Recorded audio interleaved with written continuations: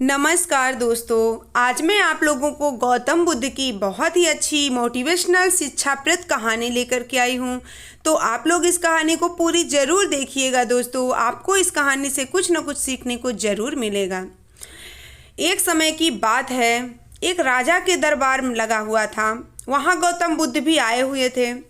राजा से लेकर पूरी प्रजा तक गौतम बुद्ध से बहुत ज़्यादा चिढ़ती थी, नफरत करती थी, क्योंकि वो बहुत ही ज़्यादा होशियार थे। उनको ये था कि वो कोई भी ऐसा प्रश्न नहीं होता था जिसका उनके पास उत्तर नहीं होता था। वो बहुत ही अच्छे नेक इंसान थे गौतम बुद्ध।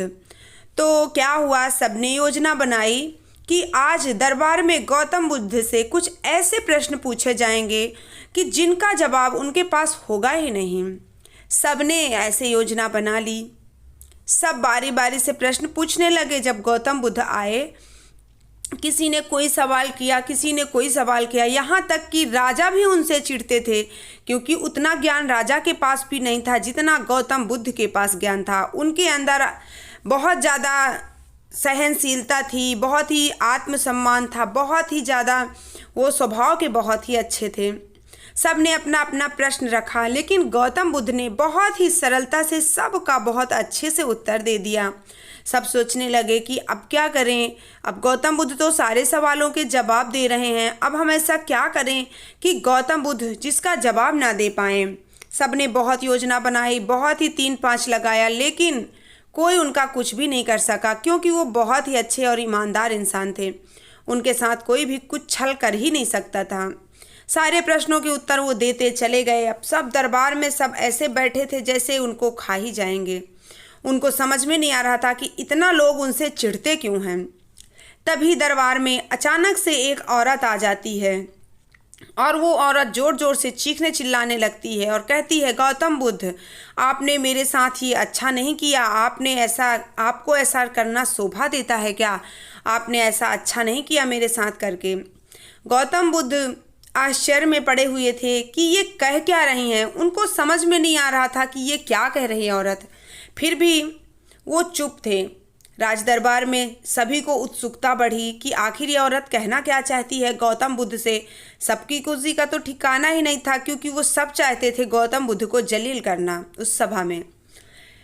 तब वो औरत से सब पूछने लगी कि क्या हुआ तुम्हारे साथ, क्या हुआ। तब उस औरत ने कहा कि गौतम बुद्ध ने मुझे प्रेग्नेंट किया और मुझे छोड़ दिया। मुझे माँ बनाकर क्यों छोड़ दिया गौतम बुद्ध आपने? आपको जरा भी लज्जा नहीं आई? एक स्त्री के साथ कैसा व्यवहार करना चाहिए।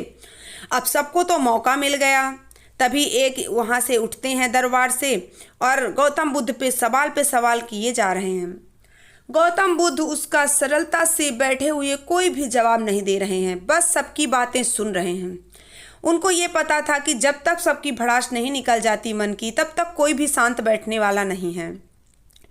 जब सबने अपने अपने मन की भड़ास निकाल ली, तब गौतम बुद्ध ने बड़े ही सरलता से उस स्त्री से कहा कि देखो, जो सत्य है वो यहाँ कोई नहीं जानता है। जो तुम कह रही हो वो सिर्फ तुम जानती हो और मैं जानता हूँ, बाकी कोई नहीं जानता है। तो ये बेहतर होगा कि तुम सत्य बोलो। झूठ के दम पर तुम कब तक टिकोगी, क्योंकि सांच को आँच नहीं है कोई, सदा झूठ की होती हार। जो ये कहावत है ना, वो सच है, क्योंकि सत्य हमेशा विजयी हुआ है। आज से कई जन्मांतर तक अगर सत्य बोला जाए तो वो विजयी होता है। तो तुम बता दो जो सत्य है। वो कहने लगी, यही सच है, तुमने ऐसा किया मेरे साथ, तुमने धोखा किया है, तुम्हें ऐसा नहीं करना चाहिए था। एक महान पुरुष को ऐसा करते हुए शोभा देता है क्या? सब जनता खलल मचा दी। गौतम बुद्ध के साथ भी उनके एक मित्र थे। उन्होंने उस स्त्री की तरफ देखा और कहने लगे कि देखो, अगर ये बात झूठ निकल गई ना, तो तुम सोच भी नहीं सकती कि क्या हो सकता है। वो स्त्री एकदम से कांपने लगी थी, क्योंकि झूठ था, आंखें नहीं मिला सकती थी। गौतम बुद्ध ने कहा, तुम सरलता से मुझे जवाब दो कि क्या ये सत्य है। इतना सुन करके वो औरत एकदम से कांपने लगी और सोचने लगी कि क्या करूं अब मैं। तो उनके जो गौतम बुद्ध के एक और मित्र थे, उन्होंने कहा कि देखो, सच्चाई तो सामने आ ही जाएगी, लेकिन तुम्हें सजा क्या मिलेगी ये तुम सोच भी नहीं सकती हो। इसलिए जो सच है वो सामने ला दो।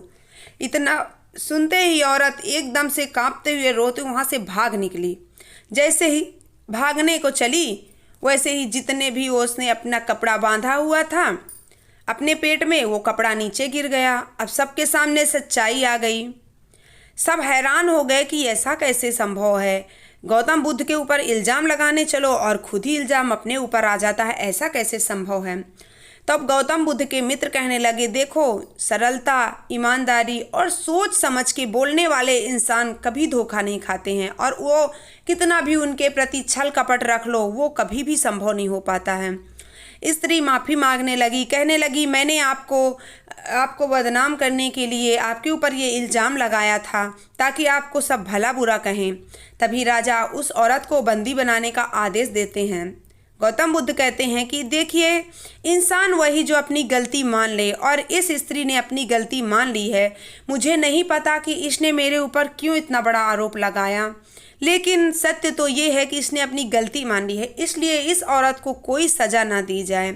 गौतम बुद्ध के कहने पर राजा ने उस औरत को छोड़ दिया। वो औरत कहने लगी कि गौतम बुद्ध, आपसे ज़्यादा इस दुनिया में कोई भी अच्छा इंसान नहीं है, भला इंसान है ही नहीं, आज के ज़माने में तो हो ही नहीं सकता है। और वो पैर पकड़ के उनका माफ़ी मांगने लगती है। गौतम बुद्ध कहते हैं, जाओ, कभी किसी से झूठ मत कहना, कभी किसी के साथ छल मत करना, और हो सके तो अपने आप पे विश्वास करना सीखना, क्योंकि मुझे अपने आप में विश्वास था कि मैं सही हूँ, इसलिए मैं जीता हूँ। जब इंसान क्या करता है, जल्दबाजी में अपने आप पे ही शक करने लगता है कि क्या पता मैं क्या हो जाएगा मेरे साथ, कहीं बुरा ना हो जाए। लेकिन जब तक हम सच के साथ हैं तो हमारा बुरा हो ही नहीं सकता है। तो आपको इस कहानी से ये सीखने को मिलेगा कि कभी किसी के साथ छल कपट नहीं करना चाहिए, दूसरा, किसी के साथ झूठ नहीं बोलना चाहिए, और तीसरा, अपने आप की सुनना चाहिए, अपने स्वयं के साथ होना चाहिए। अपने आप पे विश्वास करना सीखिए, अपने आप में सरलता बनना सीखिए, सहनशीलता लाइए। ज़िंदगी में कभी भी आप हार नहीं मानोगे और कोई भी इंसान आपको जलील नहीं कर पाएगा। तो ये थी आज की मेरी कहानी। उम्मीद करती हूँ ये कहानी आपको ज़रूर पसंद आई होगी। पसंद आई हो तो प्लीज़ फ्रेंड्स वीडियो को एक लाइक कर दीजिए, चैनल को सब्सक्राइब कर लीजिए। मिलती हूँ नेक्स्ट वीडियो में, तब तक के लिए बाय बाय। अपना ख्याल रखिए, खुश रहिए, मस्त रहिए।